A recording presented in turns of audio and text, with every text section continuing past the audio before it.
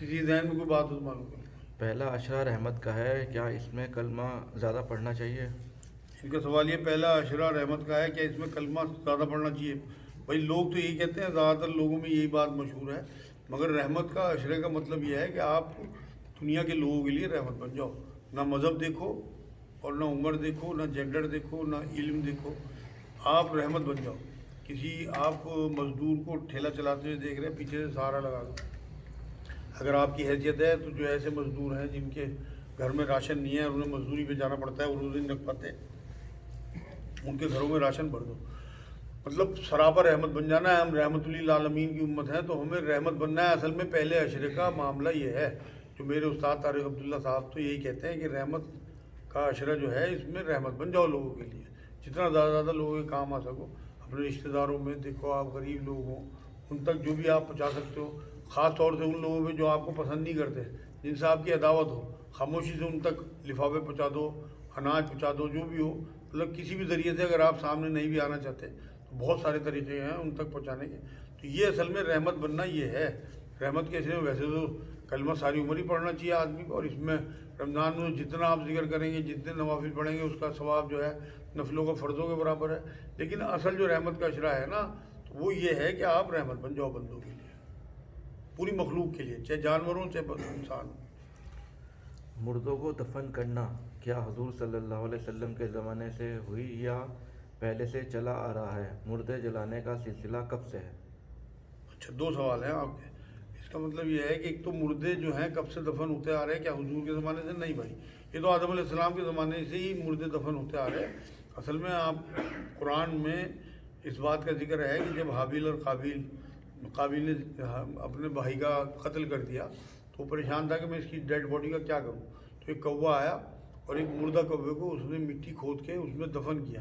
تو وہاں سے اللہ رب العزت نے اسے سمجھ دی قابیل کو، تو اس نے اپنے بھائی کو دفن کیا۔ قرآن کی آیتیں ہیں یہ، ان کا مفہوم ہے۔ تو وہاں اللہ نے جو ہے شرف بخشا انسانی باڈی کو کہ اسے دفن کیا جائے۔ جب سے ہی تمام انبیاء کی سنت ہے، ان کے ماننے والوں کی، مطلب جتنے بھی مسلمان ہمیشہ ہوا، مسلمانوں سے میری مراد یہ ہے چاہے بنی اسرائیل ہوں اور چاہے عیسیٰ علیہ السلام کے ماننے والے ہوں، اس ٹائم جنہوں نے ان اپنے وقت کے نبی کو مانا وہ سب مسلم ہیں۔ مسلم کہتے ہیں اپنے آپ کو سرنڈر کر دینا اللہ کے حکم کے آگے، اس وقت کے نبی کی شریعت پہ فالو کرنا۔ تو وہ اس ٹائم پہ جو بھی مومنین تھے، انہوں نے جنہیں اپنے نبیوں کو مانا، تو ان کی امتوں میں ہمیشہ دفن کرنے کا معاملہ رہا۔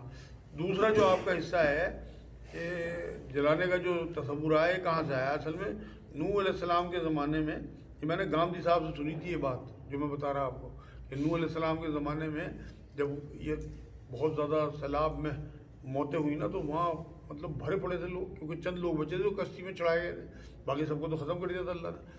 تو اس ٹائم جو کچھ لوگ جو بچے تھے، انہیں یہ لگا کہ بھئی یہ کس طرح سے کیا جائے ان ڈیڈ باڈیوں کو، کیونکہ اس میں تو جو اگر سڑنے لگی ہیں تو باقی جو بچے ہوئے لوگ ہیں کشتی میں سوار تھے وہی مر جائیں گے، تو انہیں پھر آگ لگا دی گئی ان لوگوں کو۔ یہ وہاں سے تصور آیا، لیکن میری یہ پڑھی ہوئی بات نہیں ہے، مجھے پتہ نہیں ہے انہوں نے کسی کتاب سے لی ہے، عیسائیوں کی ہے، یہودیوں کی، یا مطلب کوئی اور روایت ہے۔ میں نے نبی اکرم صلی اللہ علیہ وسلم کی کوئی روایت اس طرح کی نہیں پڑھی، اسی لیے میں نے آپ کو بتا دیا کہ گامدی صاحب کا میں نے ایک بار ایک انٹرویو سنا تھا، اس میں میں نے یہ بات سنی تھی۔ اچھا، کئی بار ڈاکٹر جو ہیں کوئی دوا کھا جاتی ہے کسی ملک میں شہر میں، پہلے بھی اس طرح کے معاملات ہوئے ہیں، حکیموں نے سجیسٹ کیا ہے، آج کے ٹائم میں اگر ڈاکٹروں کی ٹیم سجیسٹ کرے اس طرح کی باڈی ڈیڈ باڈی اس کو دفنانے کے بجائے جلانے کا، تو کیا کرنا چاہیے حکمران؟ ان کا سوال یہ ہے کہ اگر گورنمنٹ اس بات کا وہ اعلان کر دے کہ ڈیڈ باڈی کو دفنانے کی جگہ جلایا جائے گا تو پھر ہم کیا کریں؟ بھئی یہ تو آپ ہجرت کریں۔ اگر اللہ کے حکم آپ زمین، قرآن میں اللہ نے کہا کہ اگر میرے حکم ماننے میں تمہیں دقت ہو تو میری زمین بہت کشادہ ہے، ہجرت کر لینا۔ اللہ کا حکم یہ ہے کہ دفنایا جائے مردوں، اس کے بعد اگر گورنمنٹ آپ پہ زبردستی کرتی ہے، اگر آپ کے اندر دم نہیں ہے ہجرت کا، تو پھر تو آپ کو گورنمنٹ کی ماننی پڑے گی، لیکن آپ گناہ گار نہیں ہوں گے کیونکہ آپ تو تابع ہیں گورنمنٹ کے۔ اس ٹائم آپ کے اوپر زبردستی کی جا رہی ہر چیز میں، مان لو جس چیز میں بھی آپ جو شریعت کے خلاف کوئی کام آپ کو کرنا پڑ رہا ہے تو وہ آپ کی مجبوری ہے، ورنہ آپ ہجرت کر لو، زیادہ بہتری ہے۔ نہیں، آپ سوال نہیں سمجھے گا۔ کئی بار اسلامک سلطنت میں بھی ایسا ہوا ہے کہ جو خلیفہ یا پھر حکمران تھا اس نے بھی اس طرح کے حکم دیے، کیا یہ حکم ٹھیک تھے یا غلط تھے حکیموں کے؟ وہی میں نے جواب دیا کہ وہ تو بالکل شریعت کے خلاف حکم ہیں، اور حدیث یہ ہے کہ खालिक की इताअत में मखलूक की कोई बात नहीं माननी, इसीलिए मैं कह रहा कि हिजरत कर लो, ज़्यादा बेहतर है। तरावी 8 पढ़ना सुन्नत है या 20? इनका सवाल ये तरावी 8 पढ़ना सुन्नत है या 20? पढ़ना सुन्नत तो 20 8 ही है भाई, लेकिन ये 20 तरावियों का सिलसिला जो चल रहा है ये तवातुर से चला आ रहा है हमारे पिछले जो बुज़ुर्ग हैं उनसे। हालांकि हज़रत उमर के बारे में ये बात कही जाती है, हज़रत उमर भी हुजूर के ख़िलाफ़ थोड़ी जा सकते थे। ये असल में जो तरावी की नमाज है ना, इसे बहुत ज़्यादा अहमियत दे दी गई। ये नफली इबादत है और इसीलिए इतने ज़्यादा सवाल आते हैं कि लोगों ने इसे फ़र्ज़ों से भी ज़्यादा समझ रखा। असल में जो हज़रत उमर के ज़माने में इसे तरतीब दी गई थी ना, हज़रत उमर खुद शामिल नहीं थे, बल्कि उन्होंने भी 8 ही तरावी लोगों को हुक्म दिया था। उसके बाद 3 वितर जो 11 रकात नबी अकरम सल्लल्लाहु अलैहि वसल्लम तहज्जुद की नमाज़ पढ़ते थे, हुजूर ने जो तरावी पढ़ाई थी ना, जो पीछे लोग इकट्ठे हो गए थे, वो भी आखिरी वक्त में जो तहज्जुद का वक्त था उसमें ही पढ़ाई थी। ये जो ईशा के साथ मामला शुरू हुआ ना, हज़रत उमर ने ही शुरू कराया था।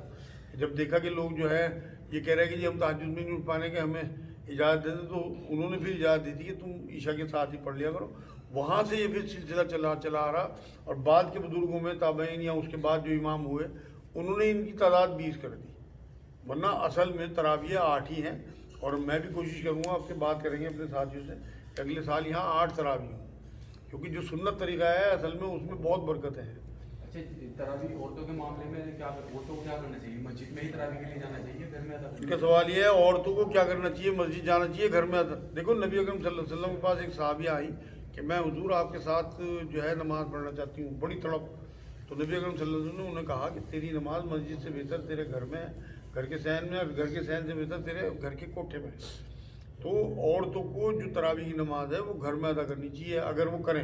नफली नमाज है, अपने हालात के हिसाब से 8 रकात पढ़ दें, और पढ़ने का तरीका भी वही है कि जो सूरतें उन्हें याद हों उन्हें तरतीब से पढ़ती हैं। अगर 20 सूरतें याद है तो 2-2, 3-3 सूरत एक रकत में पढ़ दें, और 4 रकत के बाद बैठ के थोड़ी सी तस्बीह कर लें, दुआ कर लें, जैसे हम लोग बैठते हैं। अगर 20 भी पढ़ रही कोई, मान लो इस खित्ते में हम रह रहे हैं, यहाँ 20 का चलन है, तो 4-4 के बाद जो है थोड़ी सी दुआ या तस्बीह कर लें, और उसके बाद जो है 5 बार जो है 4-4 रकात पढ़ दें घर में अपने।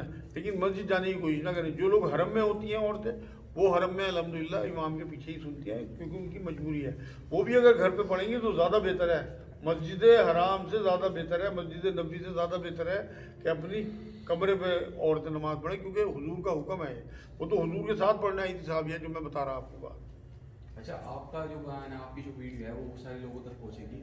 बहुत सारी औरतें ऐसी हैं जिन तक आपकी बात पहुंचेगी कि उनका घर मस्जिद से मिला हुआ होता है, या फिर उनके घर में मस्जिद की आवाज़ आती है, माइक की आवाज़ आती है, तो क्या वो मस्जिद के पीछे होने के बाद क्या इमाम की तकलील में नमाज पढ़ सकती है, तरावी? इनका सवाल यह है कि बराबर मस्जिदों वहाँ से आवाज़ आ रही हो तो क्या इमाम की तकलीद में वो अपने घर में ही नमाज़ पढ़ सकती है?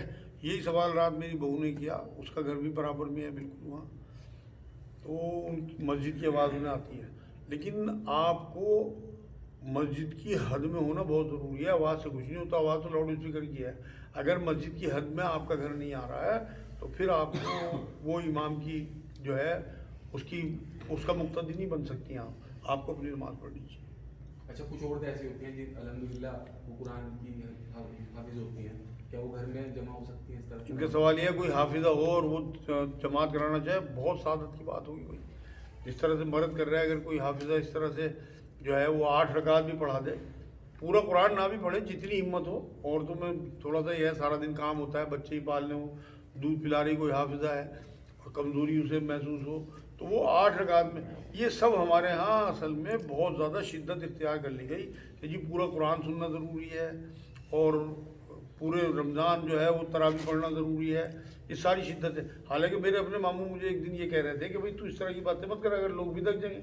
और मैं देख रहा हूँ अपने, हाँ मेरे साथी जो है काफ़ी, लेकिन मैं तो हक पहुँचाऊँगा ना भाई, मैं तो अल्लाह के यहाँ जवाब दूँ इस बात का।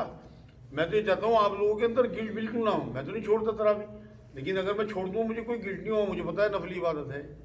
जो साथी नहीं आ रहा मुझे कोई अफसोस नहीं है, लेकिन अगर जो आ रहे हैं उन्हें फ़र्ज़ों का अजर मिलेगा, नबी की हदीस से बात साबित है। तो मैं तो हक बताऊँगा। मेरे मामू कह रहे थे एक दिन मुझे बात कि तू ये बात मत बताया कर लोगों। भाई क्यों ना बताऊँ, मैं काहे के लिए बैठा भाई, मैं तो हक बात बताऊँगा। तरगीब थोड़ी दिलानी मुझे कि आप इस वजह से मैं कुछ का कुछ बताओ जो इसे सुन्नत मौक़दा कह दूँ नफली इबादत को। लोग तो सुन्नत मौक़दा कहते हैं। اور نبی اکرم صلی اللہ علیہ وسلم نے بلکہ ڈانٹ پلائی تھی اس ٹائم، مطلب غضب میں تھے جب یہ کہا لوگوں سے تم کیوں اکٹھے ہو رہے ہیں میرے پیچھے، ایسا نہ ہو کہ تمہارے اوپر مطلب واجب قرار دے دی جائیں. اس ٹائم غضب تھا حضور کے چہرے پہ.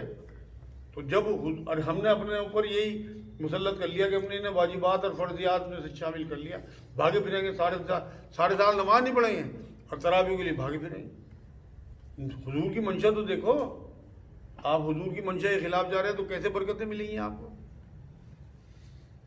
میرا سوال ہے کہ 6 دن کی 10 دن کی کرنی شروع کر دی لوگوں نے، کیا وہ صحیح ہے؟ ان کا سوال ہے 6 دن اور 10 دن کی تراویح کیا صحیح ہیں؟ بالکل بھائی صاحب، یہ سارے پکڑ میں آئیں گے. قرآن کی ایک آیت یہ ہے سورہ مزمل کی کہ قرآن کو ترتیل سے پڑھو. اور یہ جو بریلوی لوگ ہیں نا، ان کے جو ہیڈ ہیں رضا خان بریلوی، انہوں نے جب اس آیت کا ترجمہ کیا نا تو انہوں نے یہ نہیں لکھا اس میں کہ ٹھہر ٹھہر کے پڑھو، بلکہ ان کا ترجمہ آپ پڑھنا جو ان کا قرآن کا ترجمہ کیا ہوا ہے اس میں انہوں نے کہا کہ بہت ٹھہر ٹھہر کے پڑھو. یہ جو ہمارے یہاں ہو رہی ہے، حالانکہ بہت اچھی پڑھ رہا لڑکا، لیکن اوروں سے اچھی پڑھ رہا، حق یہ بھی نہیں ادا کر رہا. قرآن کا حق تو یہ ہے کہ آپ چاہے 2 رکوع پڑھو لیکن ترتیل سے پڑھو. حکم تو یہ ہے بھائی، نبی اکرم صلی اللہ علیہ وسلم پہ تو قرآن اترا تھا، ان کے لیے دور کے لیے حضرت جبرائیل آتے تھے، ایک بار سنتے تھے ایک بار سناتے تھے. وہ تو نبی کے لیے مطلب خصوصیت میں تھی حضور کے. کوئی آپ کے اوپر تھوڑی اللہ نے یہ بات ڈالی کہ آپ پورا قرآن سنو اور سناؤ. جو حافظ حضرات ہیں نہ سناویں بہت بہتر ہے. میرے پاس تو جو مرکز میں آتے ہیں لوگ، خاص طور سے رمضان سے پہلے، میں تو ان سے پوچھتا ہوں جتنے بھی حافظ ہیں بھائی کتنے دن کا سنایا. اگر کوئی 10 دن اور 8 دن کی بات کرے میں تو سناویں مت، اللہ کے یہاں پکڑا جائے گا تو بھی، اور مقتدیوں کا بھی عذاب تیرے اوپر ہوگا، تو پھنسیں گے تیرے اوپر بھی ہوگا کیونکہ تو قرآن کی بے حرمتی کر رہا. تو یہ جو آپ سوال کر رہے ہیں یہ قرآن کی بے حرمتی کرنے والے گنے جائیں گے اللہ کے یہاں، اور بہت بڑا عذاب ہے. اور یہ جو بیچارے نادان ہیں جو پڑھ رہے ہیں ان کے پیچھے ان کا کیا ہوگا؟ بھائی نادان کوئی نہیں گنا جائے گا وہاں میرے بھائی، کیونکہ حضور کی حدیث یہ ہے کہ تمام مسلمان مرد عورت پہ علم کا حصول فرض ہے. نماز اگر فرض ہے تو اس کی ایک بات کا علم سیکھنا فرض ہے آپ کے اوپر. تراویح نماز ہے، اس کا علم سیکھنا مان لو نفل ہے، اس کا علم سیکھنا بھی نفل ہے آپ کو. اور جیسے لوگ پڑھتے ہیں کس طرح روکیں اور کس طرح سمجھائیں؟ ان کا سوال یہ جو لوگ پڑھتے ہیں انہیں کس طرح روکیں کس طرح سمجھائیں. آپ سمجھ لو اپنا اور اپنے گھر والوں کو سمجھاؤ، باقی لوگوں کے لیے صرف دعا کرو. کیونکہ اس ٹائم جس زمانے میں ہم رہ رہے ہیں نا، وہاں آپ نے اگر پنگا لے لیا تو آپ جیل میں نظر آؤ گے. اس لیے صرف دعا کرو جو آپ کے ہاتھ میں ہے. رمضان کی اتنی فضیلت کیوں ہے؟ ان کا سوال یہ رمضان کو اتنی فضیلت کیوں ہے؟ بھائی رمضان کو مین فضیلت جو ہے نا وہ تو قرآن کے نازل ہونے کی وجہ سے ہے. کیونکہ قرآن میں ہی اللہ نے کہا کہ ہم نے قرآن کو رمضان میں نازل کیا. آیت نمبر 183 84 85 آپ پڑھیں گے سورہ بقرہ کی، تو اس میں پوری وضاحت کے ساتھ اللہ نے تو قرآن سے تو جو بھی چیز جڑ گئی اسے جو ہے فضیلت ملی گئی، چاہے نبی اکرم صلی اللہ علیہ وسلم کی ذات مبارک ہو، مکہ ہو، مدینہ ہو، پہاڑ ہو جہاں پہ حضور جو ہے وہ غار ہرا میں جاتے تھے، مطلب جہاں پہلی وحی نازل ہوئی، مہینہ ہو، علاقہ ہو، ہر چیز کو اللہ نے فضیلت دی. اسی طرح سے مہینہ جو بھی ہے رمضان کا، یہ اللہ کا مہینہ ہے اور اسے تو مہمان کہا جاتا ہے، سال میں ایک بار آتا ہے. آپ دیکھو جو بھی سلیم الفطرت مہمان ہوتا ہے، ویسے تو بہت سے لوگ ایسے ہی اٹھ کے چل دیتے ہیں مہمان مطلب کسی کے یہاں مہمان بن، لیکن جو صحیح معنوں میں مہمان کا دل کرتا ہے نا وہ خالیات کبھی نہیں جاتا. تو یہ اللہ کا بھیجا ہوا ایک مہمان مہینہ ہے جو اپنے ساتھ رحمتیں، برکتیں، فضل، عنایت، رزق و بخاری سب چیزیں لے کے آتا ہے. اگر آپ اسے واقعی اس طرح سے دیکھیں نا کہ اللہ کا، اور اللہ نے جو کہا کہ میرا مہینہ ہے، اور کتنی آپ دیکھو کہ سعادت کی بات ہے کہ فرضوں کا ثواب 70 گنا کر دیا اور نفلوں کا ثواب فرضوں کے برابر کر دیا، اور کشادگی کر دی رزق میں، اور لوگوں کے غریب تک کے ہاں آپ کو اس ٹائم نعمتیں ملیں گی. افطار کے ٹائم، افطار میں آپ جا کے دیکھو چاہے جیسی بھی ہیں کہ انہیں سارے سال نہیں، آپ خود دیکھو اپنے دسترخوان پہ جو چیز آپ کو سارے سال نہیں ملتی وہ نعمتیں کھانے کو ملتی ہیں اس ٹائم. کہ یہ تو اللہ کا ایسا مہینہ ہے برکتوں والا کہ قرآن کی وجہ سے اسے فضیلت ملی، اور پھر روزوں کی برکت الحمدللہ کہ یہ زکوٰۃ ہے جسم کی، ہمارے روزے جو ہیں. اچھا، ہمارے نبی پہ نا وہی آیا کرتی تھی، تو پھر یہ قرآن کی شکل میں اس کو کمپائل کس نے کیا ہے؟ بہت اچھا سوال ہے. ان کا سوال یہ ہے کہ نبی اکرم صلی اللہ علیہ وسلم پہ وہی آتی تھی تو اسے کمپائل کس نے کیا؟ صحابہ اکرام نے کیا نبی اکرم صلی اللہ علیہ وسلم کے حکم سے. جو اس ٹائم جو بھی طریقہ تھا لکھنے کا نا، جیسے پتوں پہ یا کھالوں پہ یا ہڈیوں پہ، اس طرح سے قرآن کی آیتیں نبی اکرم صلی اللہ علیہ وسلم کے ज़बान मुबारक से निकलती थी, और जो पढ़े लिखे सहाबा थे वो उन्हें लिखते रहते थे। फिर आखिरी ज़माने में नबी अकरम सल्लल्लाहु अलैहि वसल्लम ने इसे कंपाइल इस तरह से कराया कि बताया कि ये आयत यहाँ रखो, ये सूरत यहाँ रखो, ये पूरी की पूरी सूरत यहाँ रख दो। तो आज जो हमारे पास कुरान है ये नबी अकरम सल्लल्लाहु अलैहि वसल्लम की बताई हुई तरतीब के हिसाब से है, और ये वो ऐन तरतीब है जो लोहे महफूज में कुरान की है। यहाँ बतदरीज आया कि धीरे धीरे कल्ब अथर पे नबी अकरम सल्लल्लाहु अलैहि वसल्लम के कल्ब पे उतरता रहा, जैसी ज़रूरत महसूस होती रही लोगों को, लेकिन फिर आखिर में इकट्ठा कर दिया गया। जो आज ये शक्ल हमारे पास है यही लोहे महफूज में है। एक भाई का सवाल है। हैं? हाँ बोलो बोलो। एक भाई का सवाल है, उन्होंने कभी रोज़े नहीं रखे, नमाज नहीं पढ़ी, अब एहसास हुआ तो रोज़ों की पाबंदी की, पिछली कोताही का क्या करें? इनका सवाल ये है कि कभी रोज़े नहीं रखे, नमाज नहीं पढ़ी, अब एहसास हो रहा तो पिछली कोताही हो क्या करें? तौबा करें दिल से भाई। और अब तो नेट का ज़माना है, आपको पता है कि कितना फिदिया है एक रोज़े का। अगर आपकी हैसियत है, आप वाकई लखपति करोड़पति आदमी हैं, तो अपने हैसियत के हिसाब से अपने बालिग आप मान लो 15 साल की उम्र में हुए और आपकी उम्र इस टाइम 50 साल है और आपको तौबा की तौफीक मिली, तो 35 साल के रोज़े जोड़ लें अपने 30 रोज़ों के हिसाब से 35 साल के, और उनका फिदिया दे दें। अगर आपकी बहुत हैसियत नहीं है तो 30, 40, 50 रुपए के हिसाब से दें, 2.5 किलो अनाज या एक वक्त का खाना एक आदमी का। बहुत आसान है तो रोज़ों। लेकिन अगर आप ये भी नहीं कर सकते तो फिर आप तौबा कर लें। नमाज़ों का भी यही करें कि अपनी जो सुन्नतें हैं उसमें यही नियत रखें कि अल्लाह इन्हें कंपनसेशन दे देगा उसके बारे में, फ़र्ज़ों के बारे में इंशाअल्लाह।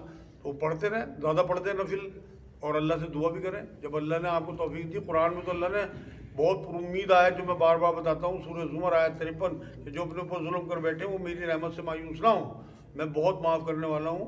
और कुरान में तो अल्लाह ने एक जगह ऐसी बात कही है कि मैं तो बार बार सुनाते हुए मेरे रोंगटे खड़े होते हैं।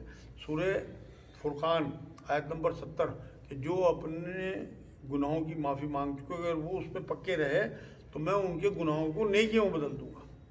इतनी बड़ी बात अल्लाह ने, आप सूरह फुरकान पढ़ना 70 नंबर आयत, तो कितना रहमान और रहीम है। आप देखें, फिर आप बिल्कुल मायूस ना हो, अल्लाह की रहमत से आप मांगें अल्लाह से, देखो इंशाअल्लाह अल्लाह क्या देता है आपको।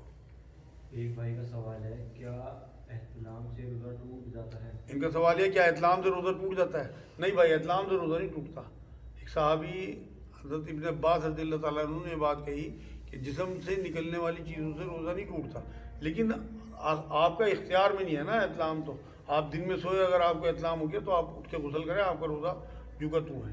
तो लेकिन अगर खुदा न खास्ता कोई खुद गड़बड़ करता है, जो मैंने शायद पहले भी किसी सवाल के जवाब में बताया था कि अगर कोई खुद अपनी मनी खारिज कर देगा रोज़े की हालत में, तो फिर लगातार 60 रोज़े रखने, 60 मिस्कीनों को खाना, कपड़े देना, ये सारे जो है बड़ा मुश्किल काम है, इसलिए बहुत एहतियात रखनी चाहिए अपनी। अच्छा, एक सवाल है किसी भाई का, ये लगभग हर साल आता है सवाल, क्या रोज़े की हालत में बीवी को गले लगा लेना या उसको बोसा दे देना, उसके साथ लेट जाना कैसा है? इनका सवाल यह है कि रोज़े की हालत में बीवी को गले लगाना, बोसा देना कैसा है? बिल्कुल जायज़ है भाई। हज़रत आयशा रज़ियल्लाहु ताला अन्हा हमारी माँ फरमाती हैं कि नबी अकरम सल्लल्लाहु अलैहि वसल्लम ने, मतलब ये मामूल में था हुजूर के, मतलब बिल्कुल ऐसा तो नहीं कि रोज़ ही, कभी कभी गले भी लगाते थे और बोसा भी लेते थे। और हज़रत उमर रज़ियल्लाहु ताला अन्हु के बारे में भी बात आती है कि वो अक्सर बोसा लिया करते थे अपनी वाइफ का। तो नबी अकरम सल्लल्लाहु अलैहि वसल्लम तो जा चुके थे दुनिया से, पर्दा फरमा चुके थे, तो उन्होंने ख्वाब में आगे एक बार हज़रत उमर को टोका कि उमर क्या तू यही करता रहेगा?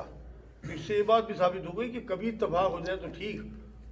क्योंकि हज़रत आयशा रज़ियल्लाहु ताला अन्हा से मेरे वाक़या याद आ रहा है कि एक साहबी ने आगे पूछा तो उन्होंने यही कहा कि हाँ हुजूर इस अमल को करते थे, लेकिन तुम में कौन है जो हुजूर जैसी मतलब ताकत रखता हो अपने नफ्स को रोकने की? इसका मतलब आसान नहीं है। ऐसा ना हो कि आप ज़्यादा आगे बढ़ जाए, फिर उसमें आपके गले में फिर 60 रोज़े और 60 मिस्किनों को खाना पड़ जाए। इसलिए ये बेहतर है कि आप दूर ही रहें तो ज़्यादा बेहतर है। क्योंकि एक और वाक़या मेरे याद आ रहा है, नबी अकरम सल्लल्लाहु अलैहि वसल्लम एक बूढ़े शख्स आए, उन्होंने ये सवाल किया बोसा लेने वाला, तो हुजूर ने उन्हें इजाज़त दी। एक जवान शख्स है तो उन्हें मना कर दिया कि भाई दूर रहो। ये भी एक रिवायत से साबित है बात।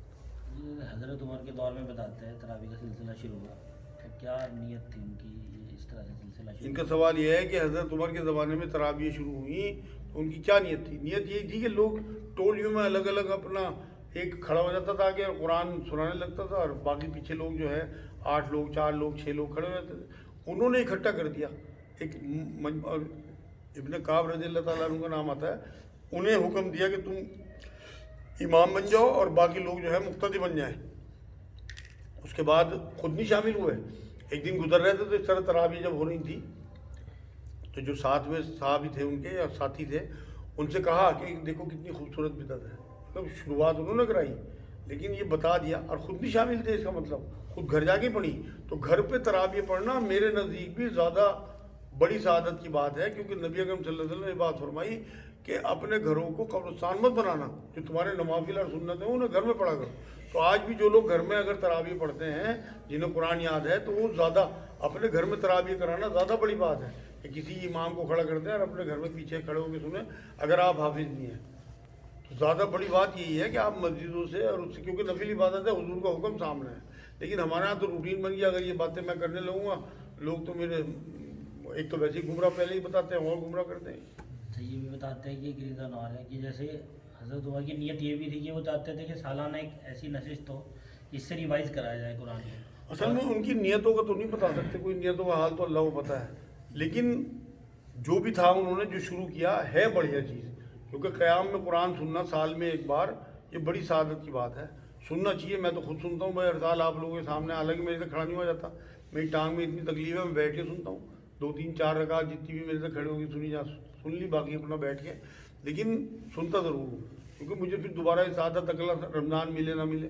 کتنے لوگ پچھلے سال تھے ہمارے ساتھ اور اب نہیں ہیں, ہمارے اپنے بہت سارے رشتے دار جا چکے. تو پھر یہ تو اللہ کی رحمت ہے. میں چاہتا ہوں یہ بات آپ ذرا سا کیمرے پہ کہے کہ یہ والی بات عام نہیں ہے ہمارے یہاں, کیا کہ یہی کہ بھئی حفاظ کو ریوائز ہو جائے اور تاکہ ہم قرآن کو مطلب ایک اس کی حفاظت کا ذمہ ہم لوگوں نے لے لیا اور اس طرح سے سالانہ ہم لوگ اسے پڑھتے ہیں اور پڑھاتے ہیں, سنتے بھی ہیں, تو اس کا بھی ایک بڑا کارن تھا. یہ نہیں, یہ تو دیکھو آپ کی بات بالکل درست لگ رہی ہے کہ ہو سکتا ہے یہ بھی ہو, مگر نیت کا ان کا کسی کو نہیں پتہ, نہ کسی روایت سے بات انہوں نے لکھی. اصل میں یہ جو جس طرح سے ہمارے یہاں یہ قرآن سنایا جا رہا ہے سنا جا رہا ہے نا, آپ یقین کرو یہ تو ثواب کی نیت ہے بس. قرآن تو ہدی للمتقین ہے. اصل تو اس طرح کی محفلیں رمضان میں ہونی چاہیے کہ ایک پارہ روز کوئی آپ کو ترجمہ سنائے, آپ کو عربی سکھائے. تو یہ قرآن کی سالگرہ ہے, قرآن کا مہینہ ہے, ہونا تو یہ چاہیے. ہم اسے پروموٹ اگر زیادہ کریں گے نا تو آپ یقین کرو ہم اس کا حق ادا نہیں کر رہے.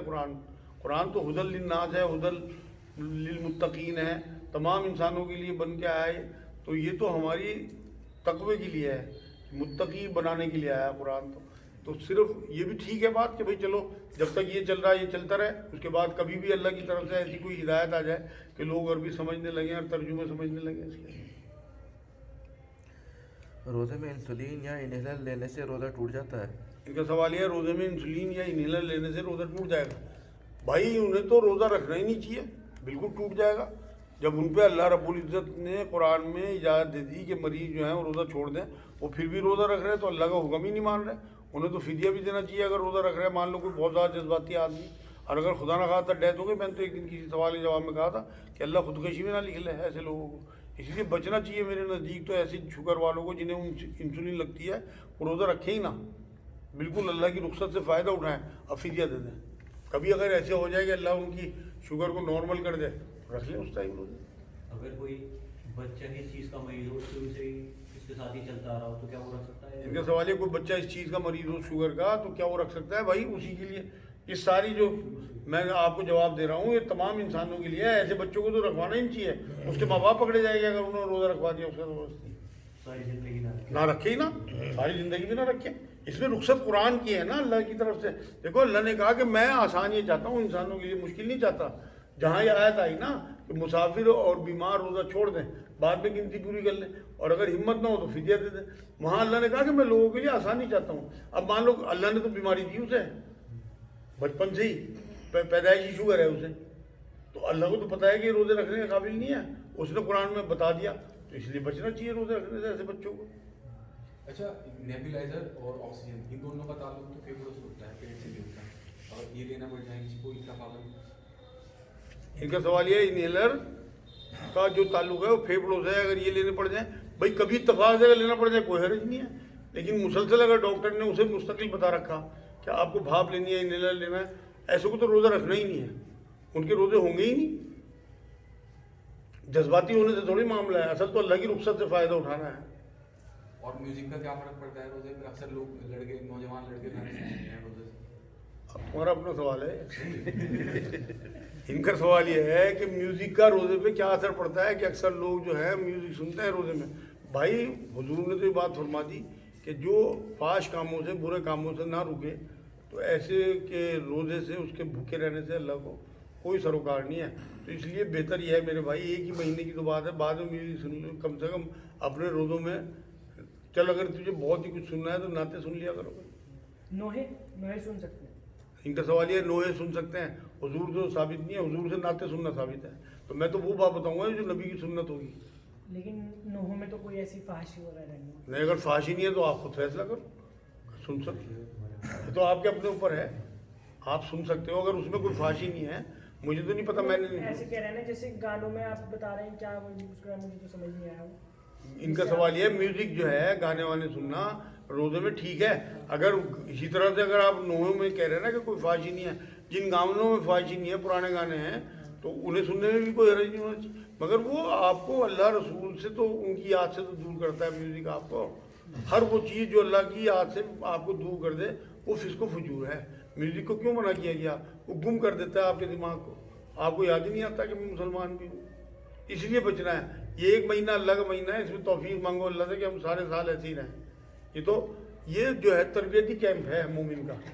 एक महीना जो हमें दिया ना, इसमें हमारी तरबियत होती है कि हम बाकी ये 11 महीने कैसे गुजारें।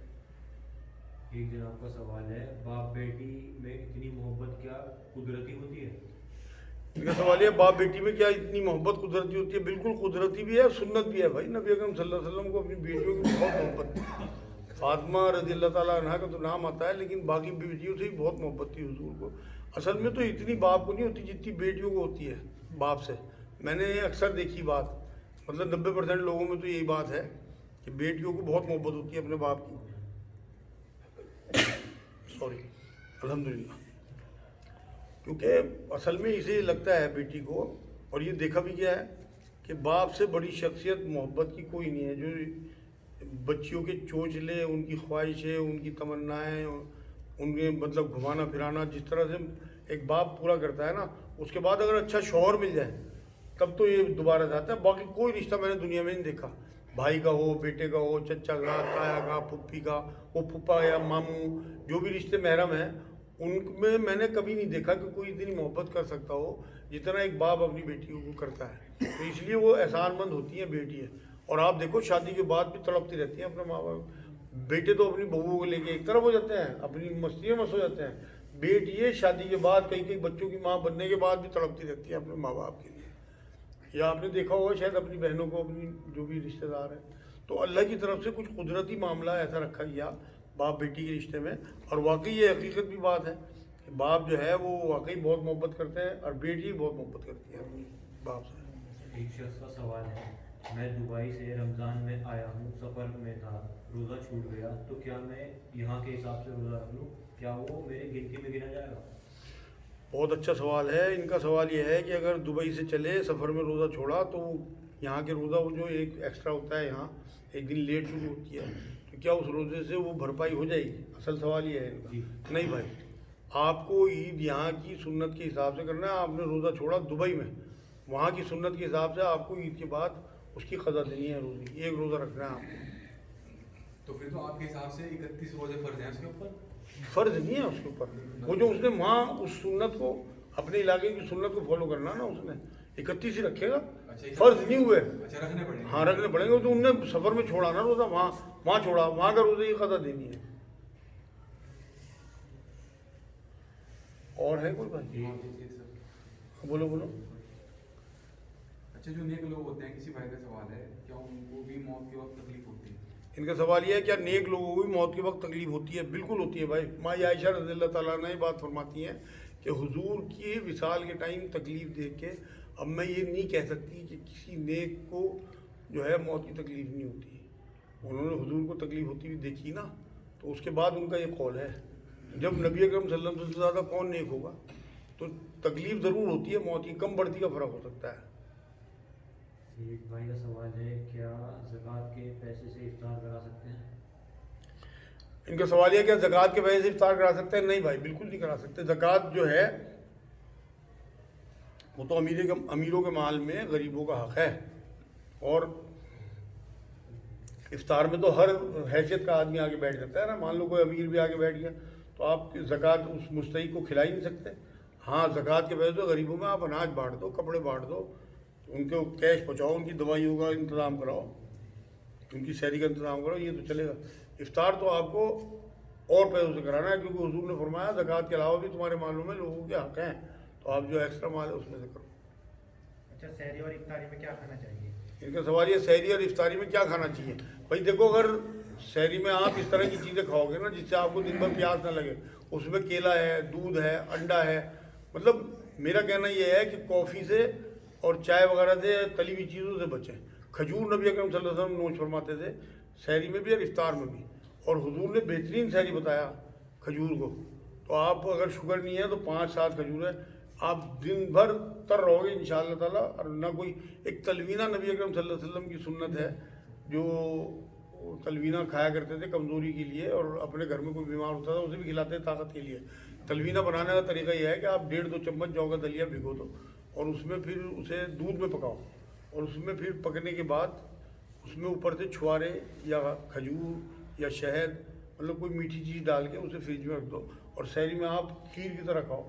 سارا دن تقویت ملے گی آپ کو انشاءاللہ تعالیٰ. اسی طرح افطار میں بھی آپ کیلا, پھل فروٹ, مطلب ان سے بچو, کھاؤ سب کچھ, چاٹ بھی کھا لو, فروٹ چاٹ بھی کھا لو, پکوڑی بھی کھا لو, لیکن کھاؤ لمٹ میں. اصل میں جو ہمارے یہاں ہے نا بھرنے کا حساب, اس ٹائم روزہ جو ہے نا اللہ رب العزت نے ہمیں کھانا چھوڑنے کے لیے دیا, کھانا بھرنے کے لیے نہیں دیا. ہم جب بھر لیتے ہیں پھر ہمیں اونگ آتی ہے, نہ تراویح پڑی جائیں, ڈکاریں آئیں گی, اور لوگوں کو بھی دقت ہوتی ہے. جب نبی اکرم صلی اللہ علیہ وسلم نے فرمایا کہ کوئی بدبودار چیز کھا کے مسجد میں نہ آئے, ان ڈکاروں سے کیا بیتتی ہے. ہماری مسجد میں ہیں 2-4 لوگ ایسے جو اس طرح ڈکارے لیتے ہیں کہ میرے بھی کھانا الٹی آنے کو.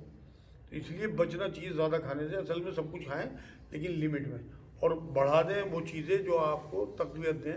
ڈرائی فروٹ ہے, رات کو سوتے ہوئے ڈرائی فروٹ لے لیں, اس ٹائم ڈرائی فروٹ رکھ لیں آپ. سعودی عرب میں نے دیکھا ڈرائی فروٹ کھاتے ہیں. تلی ہوئی چیزوں سے بچنا ہے آپ کو, اور کافی اور چائے وغیرہ سے, ان سے بھی بہت زیادہ پیاس بڑھتی ہے. کیا جی. اللہم صلی اللہ سیدنا محمد وعلی آل سیدنا محمد. اللہ تو ہمارے گناہوں کو معاف فرما, یا اللہ ہمارا بیٹھنا قبول فرما, یا اللہ ہم نے جو پڑھا سنا اس پہ عمل کی توفیق عطا فرما, یا اللہ پاک ایمان والی آسان زندگی, ایمان والی آسان موت. سبحان ربک رب العزت عما یصفون وسلام علی المرسلین.